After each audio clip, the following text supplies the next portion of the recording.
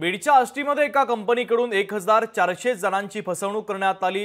ASC कंपनीकडून नागरिकांची आर्थिक फसवणूक करण्यात आली आहे। आमदार सुरेश धस यांनी थेट पोलीस स्टेशन गाठलं तर फसवणूक झालेल्यांना न्याय मिळवून देण्याची मागणी त्यांनी केलेली आहे। सायबर सेलच्या संबंधित अधिकाऱ्यांवर कारवाईची मागणी देखील त्यांनी केली।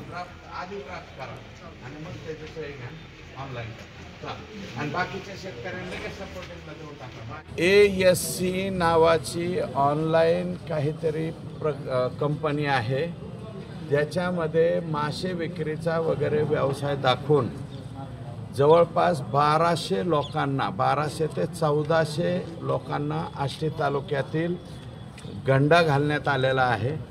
आणि ऑनलाइन या व्यवसायामध्ये एका व्यक्तीचे 5 लाख 10 लाख रुपये आणि काही लोकांनी व्याजाने पैसे काढून हे अशा प्रकारचे फसवणूक मोठ्या प्रमाणावरती झाली। पोलिसांनी याचा लवकरात लवकर तपास करावा अशा प्रकारची विनंती।